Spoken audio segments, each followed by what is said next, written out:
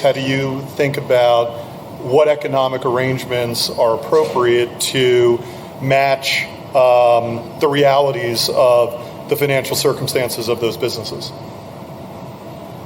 Yeah, I think we touched on a little bit of it, particularly on the private side, which is ensuring that we're not choking off the growth and supporting that business really across their three legs of the stool: the operational infrastructure, the distribution, and the investment management capabilities. And so we typically structure ours as top-line revenue share arrangements, but there's a lot of flexibility that effectively looks like a bottom-line economic arrangement, particularly on the private side. And so that then allows the manager to invest more in the team, think through that next leg of growth. When you're talking about hitting that escape velocity, it's not really at fund one on the private side. It's typically fund 3 or 4. And that's typically years out, right? We're talking 10 plus years.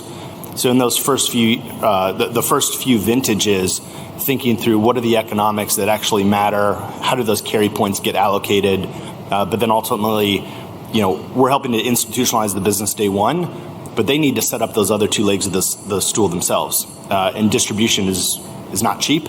Operational infrastructure is not cheap.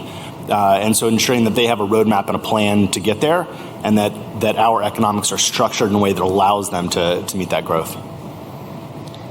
Yeah, there's a lot there for sure. And we could do an hour on like each of those sub points. But I would just keep coming back to like it's really bespoke, right?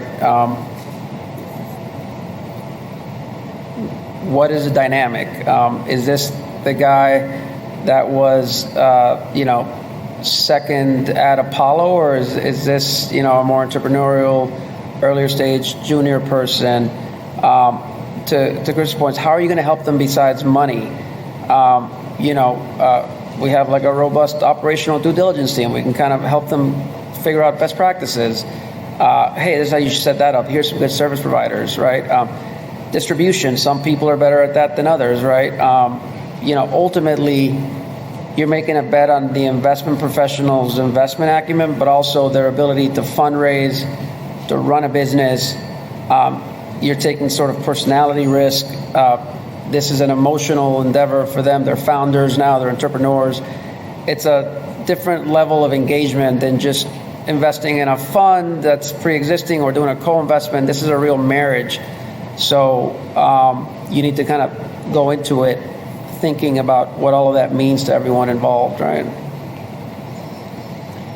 And then as you're thinking about all of that, for a GP that's coming out and they're thinking about how to construct a team that's going to make them, whether it's a good candidate for seeding or really just optimizing themselves for success, to raise a lot of capital.